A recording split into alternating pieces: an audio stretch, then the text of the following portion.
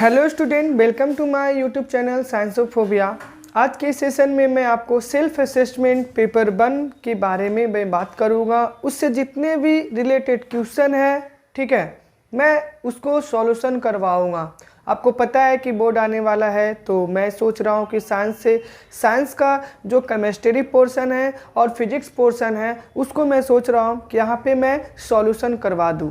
तो I hope, हमें लगता है कि अगर इस सारे क्वेश्चन को अगर आप सॉल्व करके जाएंगे तो आपका थोड़ा कॉन्फिडेंस लेवल बढ़ेगा। So all of you concentrate your mind that I have teach you. Okay, तो मैं आपको 1 बाय 1 हर एक क्वेश्चन जो भी फिजिक्स का है, केमिस्ट्री का है, मैं उसको करवा रहा हूँ यहाँ पे, ठीक है। तो आप लोग अच्छे से कंसेप्ट को क्लियर करेंगे जो मैं आपको यहाँ पे बताऊँगा। ओके, यहाँ पे बहुत सारे क्वेश्चन आपको लिखा हुआ है, जो भी रिलेटेड क्वेश्चन है सैम्पल पेपर से, वो सारा क्वेश्चन यहाँ पे लिखा हुआ है, ठीक है। तो मैं अभी 1 बाय 1 मैं इसको सॉल्यूशन करवाता हूँ, ठीक है।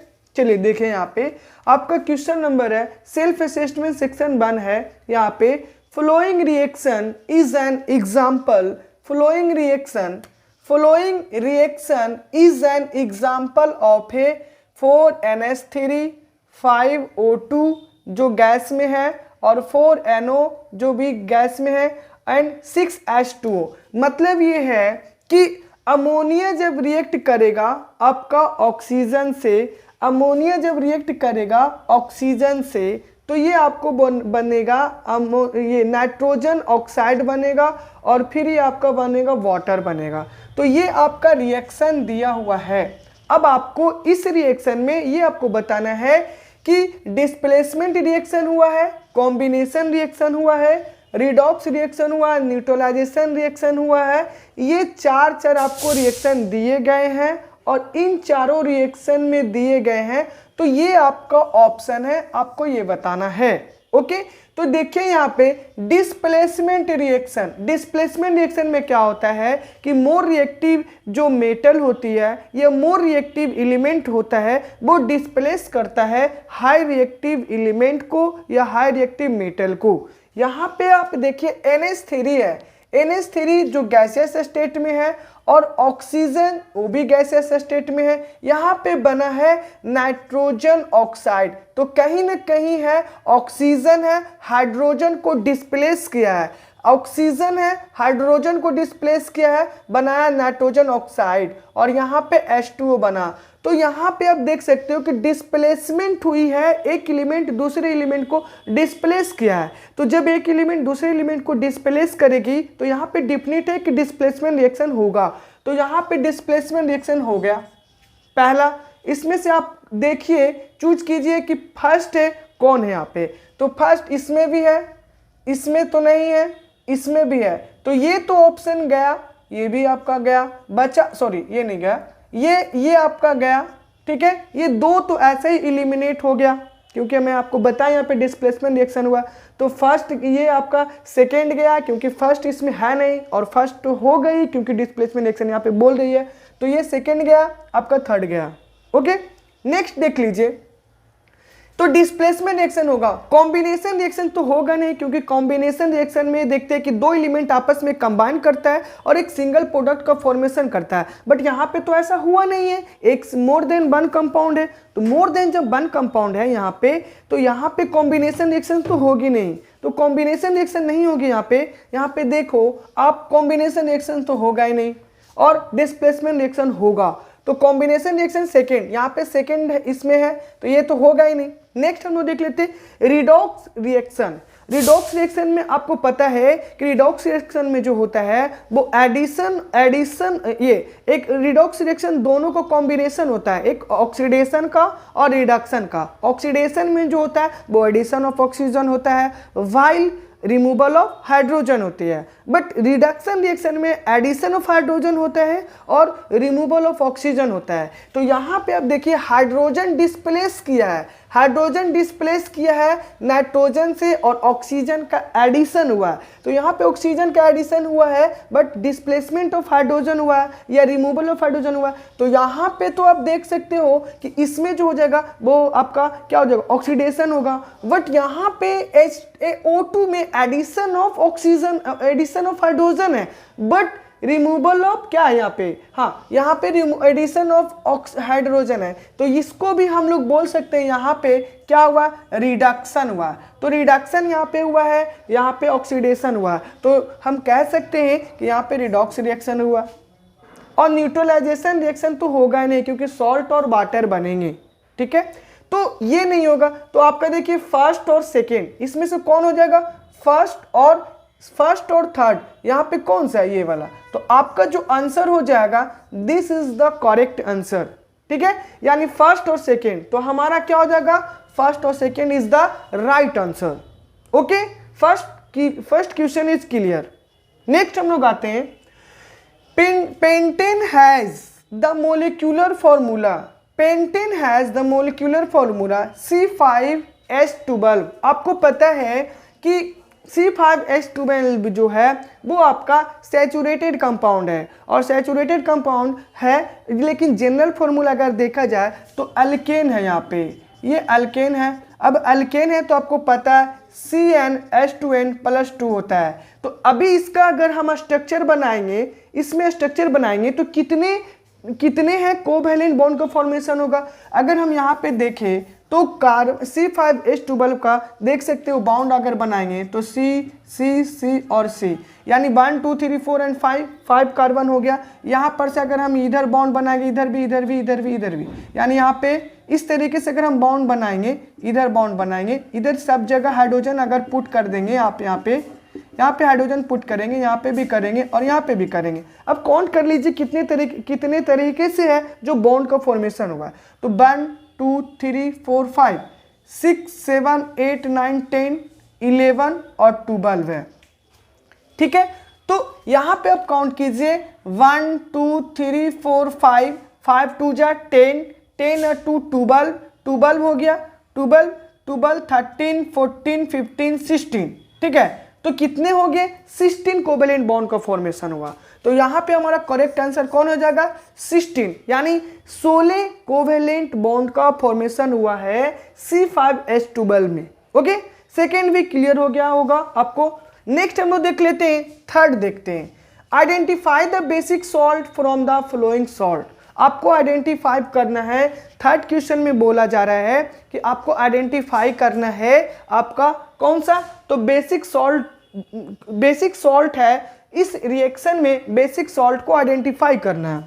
तो देखिए यहाँ पे Na2CO3 है, NH4Cl है, NaNO3 है, KCl है। तो यहाँ पे आपको पता है कि बेसिक सॉल्ट का जो फॉर्मेशन होता है वो वीक एसिड प्लस क्या होगा, स्ट्रॉन्ग बेस। जब वीक एसिड है रिएक्ट करता है स्ट्रॉन्ग बेस से, तो आपको क्या बनता है, आपका ये बेसिक सॉल्ट बनता है और ये वाटर बनता है। तो अगर हम लोग यहाँ पे H2CO3 को अगर हम लोग वाटर से HCl से अगर हम लोग रिएक्ट करवाएंगे, या मान लीजिए देखा जाए तो जो स्ट्रॉन्ग ये एसिड जो है वो वीक एसिड को अगर हम रिएक्ट करवाएंगे स्ट्रॉन्ग बेस से, तो हमारा जो बनेगा वो बेसिक सॉल्ट बनेंगे। क्या बनेंगे, बेसिक सॉल्ट बनेंगे। तो बेसिक सॉल्ट जो बनेगा, तो ओवरऑल हम देख सकते हैं Na2CO3 इसमें जो है वो आपका क्या है, बेसिक सॉल्ट है। क्या है आपका, बेसिक सॉल्ट है। तो अगर इसको हम लोग रिएक्शन करवाएंगे तो एसिड मतलब वीक एसिड का अगर हम लोग ले लेंगे तो carbonic acid is a weak acid and it react with a strong base. Means अगर हम लोग ले लेते हैं कि H2 है ना, H2CO3 है ना, यानी H2CO3 कार्बोनिक एसिड को अगर हम लोग रिएक्ट करवाएंगे आपका NaOH से, तो ये जो हमारा बन जाएगा वो Na2CO3 प्लस H2O बनेगा। और ये आपको देख सकते हो कि Na2CO3 जो है ना, Na2CO3 जो है वो आपका क्या है, सोडियम कार्बोनेट है। और सोडियम कार्बोनेट का जब फॉर्मेशन हुआ है तो यहां पे हम इसको बोल सकते हैं कि this is the basic salt.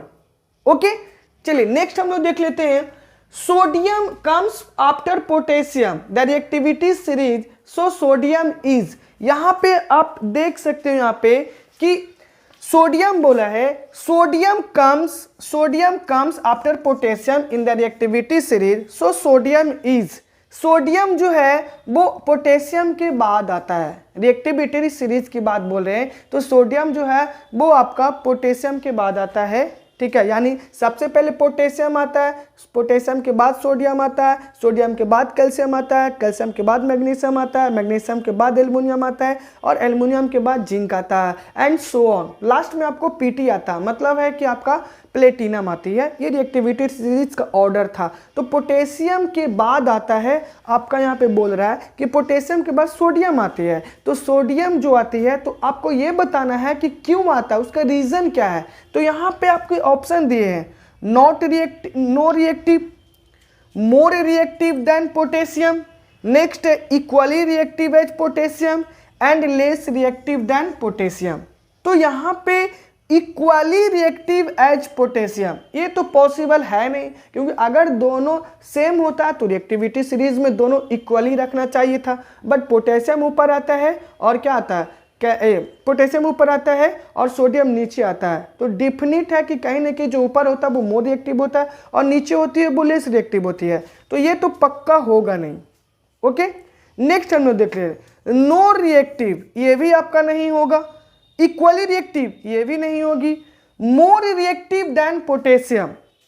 तो यहां पे देखिए मोर रिएक्टिव देन पोटेशियम ये भी पॉसिबिलिटी नहीं बनता है, इसलिए क्योंकि अगर मोर रिएक्टिव होता पोटेशियम से तो पोटेशियम से अगर मोर रिएक्टिव होता तो क्या होता कि ऊपर रखा जाता, बट ऐसा तो है नहीं।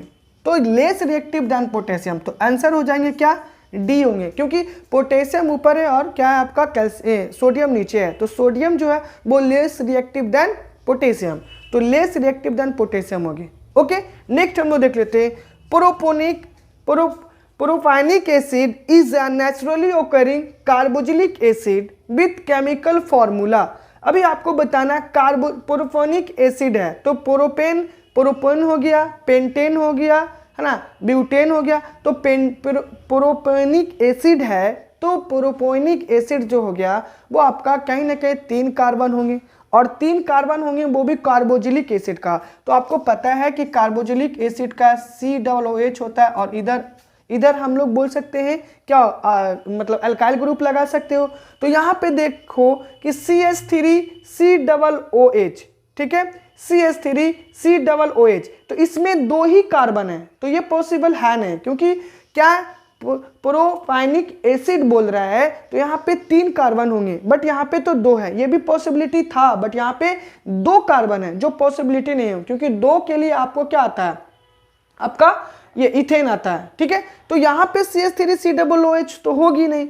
अब आप देखिए CH3COCH2CH2C ये सभी अल्काइल ग्रुप है और ये भी अल्काइल ग्रुप है, तो ये तो आपका कीटोन हो गया, ये भी पॉसिबल नहीं है।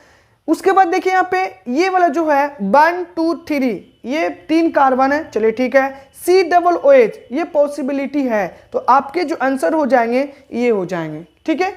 नेक्स्ट हम लोग देख लीजिए, यहाँ पे ये अल्डिहाइड ग्रुप से बिलोंग करता है, तो ये अल्डिहाइड ग्रुप से बिलोंग करता है तो ये पॉसिबिलिटी नहीं है। हालांकि इसमें 3 कार्बन है बट ये पॉसिबिलिटी नहीं है, तो ये तो होगा नहीं। तो आपका आंसर कितने कौन से हो जाएंगे, C नंबर आपके आंसर हो जाएंगे। ओके, नेक्स्ट हम लोग देख लेते हैं, Latin name for first is royal water, it is a mixture of second and third in the ratio 3:1।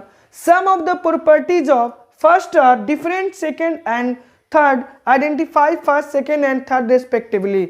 आपको ये बताना है कि रॉयल वाटर, आपको पता है रॉयल वाटर हम लोग एक्वा रेजिया को बोलते हैं, तो रॉयल वाटर एक्वा रेजिया को बोलते हैं। और ये क्या है, फ्रेशली प्रिपेयर्ड मिक्सचर होता है HNO3 का और HCl का, वो भी 1:3 रेशियो में, यानी HNO3 और HCl का जो रेशियो होता है वो 1:3 होता है। अब यहाँ पे जो बोला जा रहा है आपका, यहाँ पे बोला जा रहा है कि अगर हम लोग बोल लेते रॉयल वाटर मिक्सचर है, फर्स्ट है, सेकेंड है एंड थर्ड है, तो इन तीनों को आप आइडेंटिफाई कीजिए। तो रॉयल वाटर को हम लोग एक्वा रेजिया बोलते हैं, तो देखिए यहाँ पे एक्वा रेजिया है, यहाँ पे भी एक्वा रेजिया है, तो ये देखिए सी तो होगा नहीं, डी भी नहीं होगा, क्योंकि यहाँ पे एक्वा रेजिया आया नहीं है। तो first it is mixture of, ठीक है, तो Latin name for first is royal water, तो फर्स्ट हो जाएगा एक्वा रेजिया। आपका 1 में आया है, 2 में आया, एक्वा रेजिया तो श्योर होगा एक्वा रेजिया। नेक्स्ट हम लोग देख लेते हैं, सेकेंड है mixer, and third in the ratio of 3:1। आपको पता है कि HNO3 और HCl इसका रेशियो होता है 1:3, यानी कि HCl का रेशियो 3 हो गया और HNO3 का रेशियो 1 हो गया। बट यहाँ पे क्या है, रिवर्स दिया हुआ है, 3:1 दिया हुआ है। तो 3:1 मीन्स क्या हो जाएगा, पहले आपका HCl होगा एंड आफ्टर दैट HNO3 होगी। ठीक है, तो HNO3 बाद में होगा क्योंकि रेशियो यहाँ पे रिवर्स किया गया है। तो इसके अकॉर्डिंग जो हो जाएगा आपका एक्वारिस या HCl HNO3, यहाँ पे आपका आंसर क्या हो जाएगा, ये वाला हो जाएगा। ओके, चलिए आगे हम लोग देख लेते हैं। नेक्स्ट हम लोग देखते हैं यहाँ पे 7th क्वेश्चन हम लोग देख लेते हैं। 7th क्वेश्चन में क्या है, which of this statement is correct when zinc is added to sodium hydroxide solution. ठीक है, which of these statement is correct when zinc is added to the sodium hydroxide solution is a beaker and warmed। तो यहाँ पे देखो कि यहाँ पे क्या बोल रहे हैं आपको कि इसमें से आपको करेक्ट स्टेटमेंट को चूज करना है। मीन्स एक करेक्ट स्टेटमेंट चूज करना है। आपको दो रिएक्शन करवा दिया गया है, जो भी यहाँ पे कंपाउंड है उसको रिएक्शन करवाया गया है और उस रिएक्शन के अकॉर्डिंग आपको करेक्ट बताना है। ठीक है, तो यहाँ पे आपको करेक्ट स्टेटमेंट बताना है। तो देखिए यहाँ पे अगर हम लोग zinc is added to sodium hydroxide, अगर हम लोग जिंक को ऐड करेंगे सोडियम हाइड्रोक्साइड सॉल्यूशन को बीकर में, तो उसको बार्न करेंगे तो हमको कौन सा प्रोडक्ट मिलेगा। तो यहाँ पे देखिए zinc is added to sodium hydroxide, अगर आप जिंक को ऐड करोगे किसमें, सोडियम हाइड्रोक्साइड में, NaOH में, तो देखिए यहाँ पे क्या है, ये हमारा बेस है और ये हमारा क्या मीट, तो ये आपका बेस हो गया। तो इसमें अगर हम लोग देखा जाए तो Na2 बन जाएगा। ठीक है, Na2 बनेगा आपको, फिर ZnO2 बनेगा और प्लस H2 बनेगा। तो आपको जब मेटल और बेस से रिएक्ट करेंगे तो यहाँ पे आपका जो बनेगा वो हाइड्रोजन गैस लिबरेट करेगा। तो देखिए यहाँ पे zinc granules do not undergo any changes, ये तो होगा नहीं क्योंकि अगर चेंजेस नहीं होता तो ये कंपाउंड का फॉर्मेशन नहीं होता, तो ये नहीं होगा। White coated is form over zinc granules, ये भी नहीं पॉसिबल है। ठीक है, नेक्स्ट हम लोग देख लेते हैं zinc granules dissolve in sodium hydroxide solution liberate hydrogen and sodium zincate. तो अगर देखा जाए Na2 ZnO2 प्लस H2, यहाँ पे ये हाइड्रोजन गैस बनाया है। ठीक है, ये हाइड्रोजन गैस है का फॉर्मेशन हुआ है। तो हाइड्रोजन गैस का फॉर्मेशन हो तो हाइड्रोजन गैस लिबरेट करेगा। ये जो है आपका क्या हो गया, सोडियम जिंकेट हो गया। क्या हो गया, सोडियम जिंकेट का फॉर्मेशन किया। तो यहाँ पे सोडियम जिंकेट का फॉर्मेशन किया और यहाँ पे H2 है। मीन्स जब मेटल जब रिएक्ट करेगा बेस से तो बनाएंगे आपका क्या बनाएगा, आपका सॉल्ट बनाएगा और हाइड्रोजन गैस बनाएगा। तो सॉल्ट और हाइड्रोजन गैस बना, this is the sodium zincate and this is the hydrogen during the reaction in which one metal is react with sodium hydroxide, it forms salt and hydrogen gas and in this reaction hydrogen gas is liberated। तो आपके answer क्या हो जाएंगे, 3rd number आपका answer हो जाएगा। Okay, next हम लोग क्वेश्चन देख लेते हैं। A cell is a register, a Q and ammeter are arranged as shown in the circuit diagram. The current recorded in the ammeter will be। यहाँ पे अब देखिए यहाँ पे आपका क्या दिया गया है कि अगर हम एक सेल लेते हैं और एक रजिस्टर लेते हैं, सेल लेंगे और रजिस्टर लेंगे है ना, और की लेंगे और अमीटर लेंगे, उसको हम लोग एक सर्किट डायग्राम में सारे जितने भी कंपोनेंट है उसको हम लोग अरेंज करेंगे। जब अरेंज करेंगे तो यहाँ पे आप देखिए यहाँ पे एक रजिस्टर है, अमीटर है, बैटरी है, ये की है, अमीटर है, ये अमीटर है, की है, उसके बाद बैटरी है और ये रेजिस्टेंस है। तो करंट अगर इधर से फॉलो करेगा तो रेजिस्टेंस तो एक ही है, सारे डायग्राम में रेजिस्टेंस एक ही है। यहाँ पे रेजिस्टेंस है, यहाँ पे रेजिस्टेंस है, इसमें भी रेजिस्टेंस है, इसमें भी रेजिस्टेंस है, यानी एक ही रेजिस्टेंस है।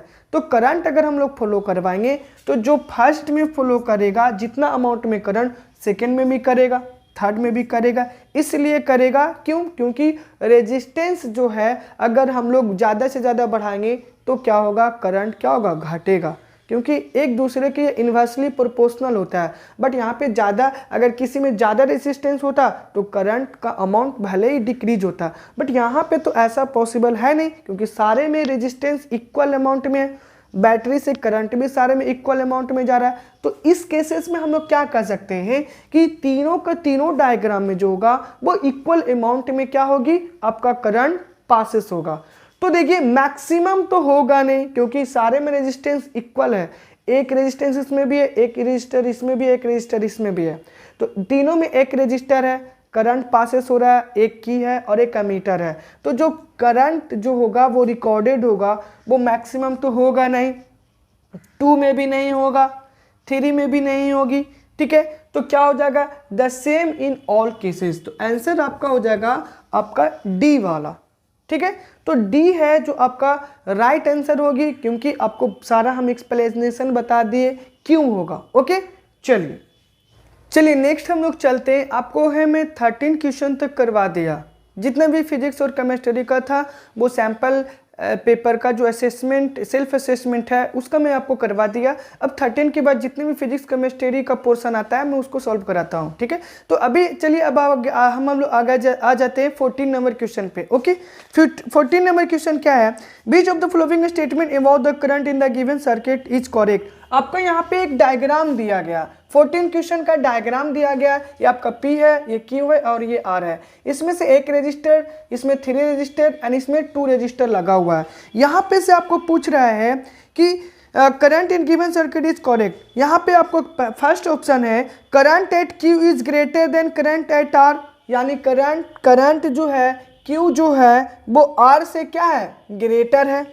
नेक्स्ट है current eight R is greater than current P, R जो है P से क्या है, ग्रेटर है, and P has maximum current and R has maximum current. हम आपको बताए थे according to Ohm's law B is equal to IR होता है। क्या होता है, B is equal to IR होता है। और यहाँ पे अगर देखा जाए तो I is equal to B upon R होता है। मीन्स अगर देखा जाए तो I जो होगा वो इन्वर्सली प्रोपोर्शनल टू क्या होगा, इन्वर्सली प्रोपोर्शनल टू क्या होगा, R होगा, ठीक है, इन्वर्सली प्रोपोर्शनल टू R होगा। मीन्स यहाँ पे है कि अगर देखा जाए यहाँ पे तो I जो होगा वो करंट जो होगा वो इन्वर्सली प्रोपोर्शनल टू क्या होगा, आपका रेसिस्टेंस का, यानी रेसिस्टेंस अगर रेजिस्टेंस अगर बढ़ेगा तो करंट भी क्या होंगे, आपके घटेंगे। करंट बढ़ रहा है, इसका मतलब कहने का रेजिस्टर कम है। तो इस केस में देखिए एक रेजिस्टर है, इसमें 3 रजिस्टर है, इसमें 2 रजिस्टर है। तो जिसमें ज़्यादा अगर करंट देखा जाए, जिसमें ज़्यादा मतलब है जिसमें ज़्यादा रजिस्टर होगी तो उसमें करंट क्या होगा, कम पासेस होगा। तो ये तो पॉसिबल है नहीं। ओके, थर्ड में अगर देखा जाए तो इसमें भी 2 रजिस्टर लगा हुआ है, तो करंट तो यहाँ से आपको पासेस होंगे ही, इधर से पासेस होंगे, यहाँ पे ऐसे जाएंगे, बट इधर भी करंट जाएगा, इसको भी मिलेगा, इसको भी मिलेगा, ठीक है। तो इस तीनों सेक्शन में जाएगा करंट, तो इसमें ज़्यादा रजिस्टर है और इसमें इसके कंपैरिजन में कम है और इसके कंपैरिजन में इसमें कम है। तो यहाँ पे क्लियर हो गया कि जिसमें कम रजिस्टर होगा उसमें क्या होगा, ज़्यादा से ज़्यादा अमाउंट में करंट होगा। तो आपको 14 जो हो जाएगा P हैज मैक्सिमम करंट, इसका जो आंसर हो जाएगा P हैज मैक्सिमम करंट, ठीक है। क्या हो जाएगा, P has maximum current. Okay, तो इसके जो आंसर हो जाएंगे वो आंसर होंगे आपका C हो जाएगा। ओके, चलिए नेक्स्ट हम लोग देख लेते हैं a straight current current conductor. अगर किन्हीं के पास सैंपल पेपर होगा तो वो आप खोल करके यानी ओपन कर करके बैठ जाइए, मैं 1 बाय 1 हर एक क्वेश्चन का सॉल्यूशन दे रहा हूँ। ओके, तो अगर आप माइंड को कंसंट्रेट करके समझेंगे तो आई होप, हमें लगता है कि आप पूरा डाउट क्लियर होगा। फिर भी अगर कोई भी रिलेटेड अगर आपको प्रॉब्लम होता है, डाउट होता है, तो आप कमेंट सेक्शन में करेंगे, मैं उसको ज़्यादा से ज़्यादा है उसको डाउट को क्लियर करना चाहूँगा। ओके, तो देखिए a straight current current conductor is kept along the axis of circular loop carrying current, the force exerted by the straight conductor on the loop is. देखिए यहाँ पे बोला जा रहा है कि एक सर्कुलर है, यानी कि देखा जाए तो एक सर्कुलर है, ठीक है, ये सर्कुलर है और इससे करंट है जो कि पासेस हो रहा है, ठीक है। तो आपको पता है कि मैक्सवेल थंब रूल अगर देखा जाए तो ये हो गया Maxwell right hand thumb rule, ठीक है। तो ये जो आपको डिनोट करता है वो करंट को डिनोट करता है, और ये जो डिनोट करता है वो मैग्नेटिक फील्ड को डिनोट करता है। तो ये मैग्नेटिक फील्ड जो है, four finger denotes the magnetic field while thumb is denoted the current, है ना। तो ये अगर ऊपर की ओर जाएगा तो वो करंट का जो मैग्नेटिक फील्ड का डायरेक्शन जो होगा वो एंटी क्लॉकवाइज होगा। क्या होगा? Anti clockwise. लेकिन अगर देखा जाए तो हम लोग डाउनवर्ड में लेते हैं तो ये क्लॉकवाइज मैग्नेटिक फील्ड होगा। और ये आपको पता होना चाहिए कि अगर अगर अगर है मैग्नेटिक फील्ड का और करंट का डायरेक्शन अगर दोनों का परपेंडिकुलर अगर 90 डिग्री पे आता है तो मैक्सिमम फोर्स अप्लाई होती है। बट अगर करंट का भी डायरेक्शन सेम होता है और मैग्नेटिक फील्ड का डायरेक्शन भी सेम होता है तो इस केसेस में जो फोर्स अप्लाई होता है वो आपका क्या हो जाएगा? जीरो होता है। ओके, क्या होता है? आपका जीरो होगा, ठीक है। तो यहाँ पे आप क्वेश्चन नंबर देख लीजिए कि जो 15 का जो आंसर होगा, 15 का जो आंसर होगा वो आपका क्या होगा? डी होगा। ओके, तो 15 का जो आंसर हो जाएगा वो आपका डी होगा, क्योंकि इस केसेस में मैग्नेटिक फील्ड और करंट का जो डायरेक्शन है वो सेम डायरेक्शन में। अब वाइल जब अगर सेम डायरेक्शन में होती है तो जो फोर्सेस होते हैं वो जीरो होते हैं। और अगर मैग्नेटिक फील्ड और करंट का डायरेक्शन अगर both are perpendicular to each other then the maximum amount of force exerted. Okay, तो जो परपेंडिकुलर अगर होगा, दोनों एक दूसरे के परपेंडिकुलर होगा तो इस केसेस में जो होगा वो मैक्सिमम होगा फोर्सेस। बट इस केसेस में देख सकते हो कि जीरो आपका होगा। ओके, नेक्स्ट देखिए हम लोग 16 में देख लेते हैं। ये आपका 16 है, ठीक है। ये आपका है 16 है, ये 16 क्वेश्चन नंबर है। ये आपको दिया गया है, करंट का डायरेक्शन दिया गया है, यहाँ पे एक्स है और ये वाई है। ओके, तो यहाँ पे बोल रहा है an electric current passes through a straight bar magnetic compass are placed at the point X and, यहाँ पे एक्स एंड वाई, यहाँ पे एक्स और वाई दिया हुआ, सॉरी यहाँ पे एक्स और वाई दिया हुआ और यहाँ पे एल दिया हुआ है। तो ये पूछ रहा है कि एक्स और वाई का जो क्या है आपका मैग्नेटिक कंपास को अगर रखा गया है एक्स के पास और वाई के पास मैग्नेटिक कंपास रखा गया है और करंट को जब पासेस करवाया गया है तो यहाँ पे पूछ रहा है कि डायरेक्शन ऑफ इलेक्ट्रिक करंट जब पासेस किया गया है तो मैग्नेटिक फील्ड का डायरेक्शन क्या होगा? जब एक्स और वाई पे मैग्नेटिक कंपास रखा गया है तो उसका डायरेक्शन क्या होगा? आपको ये पता है कि जब हम लोग एक स्ट्रेट करंट कैरिंग कंडक्टर से पास करवाते हैं, ये स्ट्रेट करंट कैरिंग कंडक्टर से इलेक्ट्रिक करंट को पास करवाते हैं, तो देखिए अगर इधर जा रहा है तो ये हमारा मैग्नेटिक फील्ड का डायरेक्शन इस तरीके से होगा, यानी इस तरीके से होगा। और ये आपको ये भी पता होना चाहिए कि जब करंट जब पासेस होता है तो जो मैग्नेटिक फील्ड का डायरेक्शन होता है वो उसको जस्ट अपोजिट होता है। यानी अगर करंट इधर जाएगा तो मैग्नेटिक फील्ड का डायरेक्शन इधर होगा, अगर करंट इधर जा रहा है, ठीक है, तो मैग्नेटिक फील्ड का डायरेक्शन इधर होगा, क्योंकि एक दूसरे के जस्ट अपोजिट होता है, ठीक है। तो यहाँ पे अगर करंट यहाँ पे जा रहा है 16 नंबर क्वेश्चन में, ये देखिए करंट अगर इधर से पासेस हो रहा है, जस्ट ऐसे अगर पासेस हो रहा है तो हम इसको क्या करेंगे? जस्ट इसके अपोजिट, ठीक है। तो इसके अपोजिट, तो मतलब हमारा मैग्नेटिक फील्ड का डायरेक्शन जो होगा वो क्या होगा? जस्ट अपोजिट होगा, किसके? करंट के। तो अगर हम लोग इसको ऐसे करेंगे तो ये हमारा जस्ट इसका अपोजिट हो जाएगा, क्योंकि क्या होगा आपका इधर अगर जाएगा करंट तो इट रिवर्सेस, ठीक है, मतलब it reverses to the current that passing through the state current conductor. तो अगर स्टेट करंट कंडक्टर इधर इस डायरेक्शन में अगर करंट फ्लो हो रहा है तो जस्ट उसके अपोजिट में क्या होगा? मैग्नेटिक फील्ड होगा। ओके, तो इसका आंसर आप देख सकते हो कि 16 का जो आंसर होगा वो आपका आंसर डी हो जाएगा। ओके, आपका आंसर डी हो जाएगा, है ना। The needles will deflect in opposite direction, ठीक है, the needle will deflect in the opposite direction.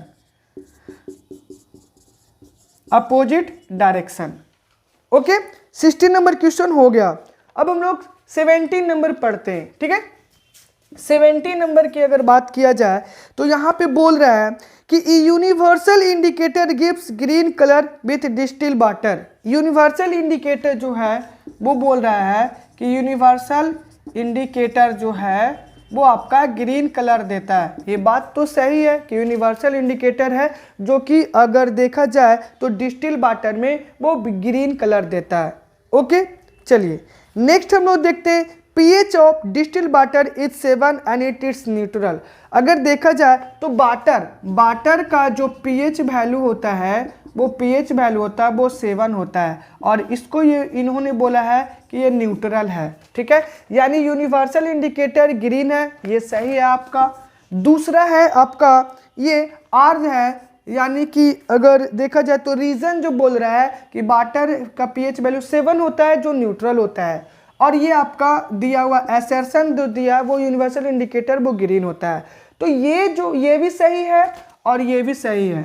ठीक है, तो ये इसका करेक्ट ये R जो है वो करेक्ट एक्सप्लेनेशन ऑफ A है। तो A है, तो इसके अकॉर्डिंग अगर देखा जाए तो आंसर जो हो जाएगा आपका एसर्शन भी सही है और रीजन भी सही है। तो इसके अकॉर्डिंग आपका हो जाएगा A हो जाएगा, यानी कि A भी सही है और R भी सही है, और A आपका दिया हुआ है, आप वहां पे पढ़ लेंगे कि बोथ A एंड R, यानी बोथ जो हो जाएगा A एंड R है वो क्या है आपका करेक्ट है। ठीक है, क्या है करेक्ट है, and R is the correct explanation, R is the correct explanation of the assertion, यानी R है A और R दोनों सही है, बट R जो है करेक्ट एक्सप्लेनेशन ऑफ A है। ओके, 17 हो गया आपका, क्लियर हो गया 17। अब हम लोग आगे बात करते हैं 20 का। 20 की अगर बात बोला जाए तो 20 हम लोग बात कर लेते हैं।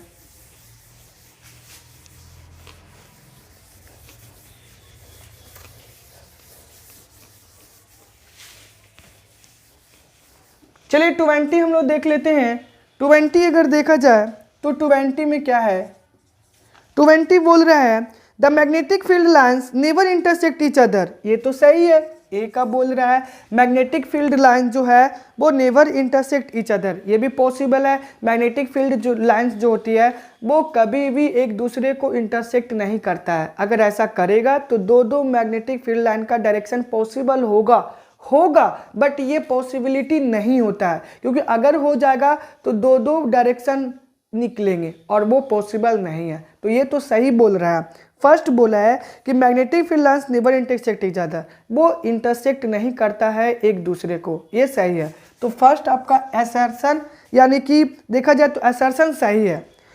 रीजन देख लेते हैं, intersection of magnetic field lines at a point means to tangent can be drawn at the point and there will be the two direction of magnetic field which is not possible। ये भी आपको मैं अभी बताया कि अगर magnetic field lines एक दूसरे को इंटरसेक्ट करेगा, अगर मैग्नेटिक फील्ड लाइन अगर एक दूसरे को इंटरसेक्ट करेगा तो एक डायरेक्शन मैग्नेटिक फील्ड का इधर निकलेगा और एक डायरेक्शन इधर निकलेगा, जो क्या है नॉट पॉसिबल है, यानी ये संभव है ही नहीं है। क्योंकि अगर होगा तो दो डायरेक्शन निकलेंगे और अगर दो डायरेक्शन निकलेंगे तो ये पॉसिबल नहीं है। तो मतलब ए भी सही है और रीजन भी सही है, यानी असर्शन भी सही है और रीजन भी सही है।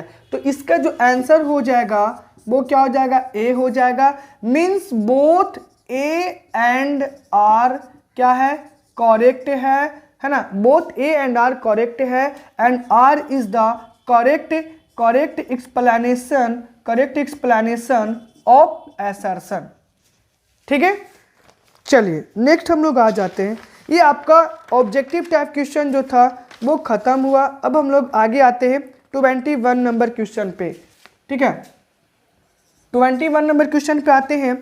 Give an example in each of the following you to support that corrosion of some metal is an advantage. आपको एक एग्जाम्पल दोनों का बताना है कि corrosion of some metal is an advantage. ठीक है, यानी कि अगर कोरोजन किसी भी मेटल में लगता है तो वो उस मेटल का एडवांटेज है, उसका एग्जाम्पल बताइए।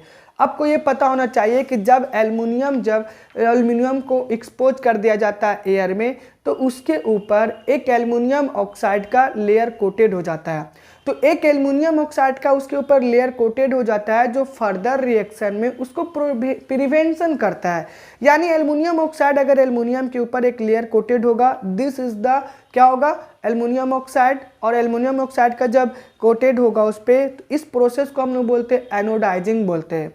तो यहाँ पे देखा जाए तो एल्युमिनियम ऑक्साइड एक लेयर कोटेड हुआ, उसके कारण वो फर्दर कोरोजन से बचा। तो this is the advantage.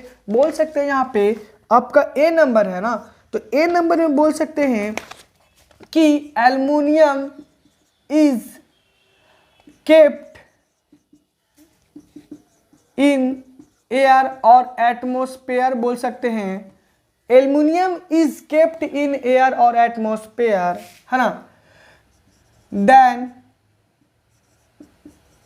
A layer of aluminium oxide है ना, coated on the surface of aluminium which protect further corrosion। ठीक है, aluminium is kept in air, then a layer of aluminium oxide coated on the surface of aluminium which protect further corrosion.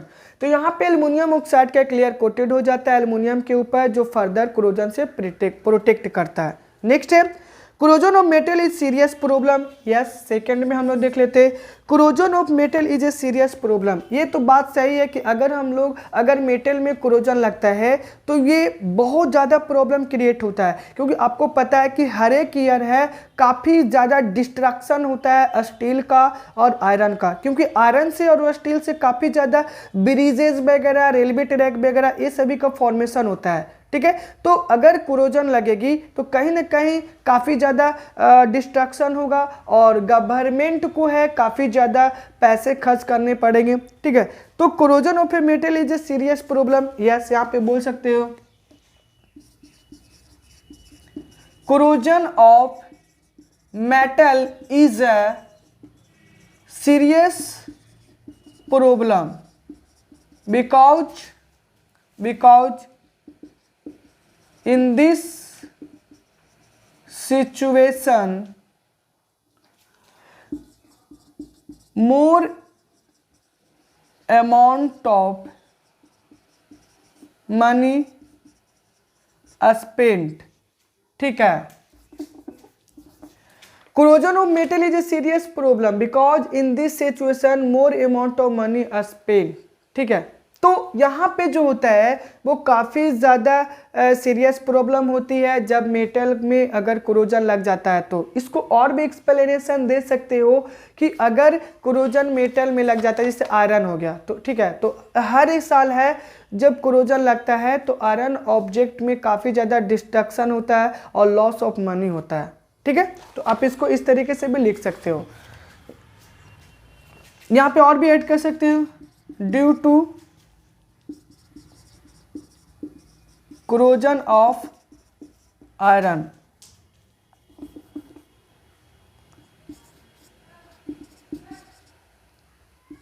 destruction of iron at large scale। ठीक है, तो corrosion of metal is a serious problem because in this situation more amount of money is spent and due to the corrosion of iron destruction of iron at large scale। बहुत बड़े पैमाने पे है जो कि आयरन का क्या होता है, बर्बादी होती है, डिस्ट्रॉय होता है, क्योंकि ये एक स्लो प्रोसेस है in the presence of atmosphere and moisture eaten up the metal. ठीक है, चलिए नेक्स्ट हम लोग देख लेते हैं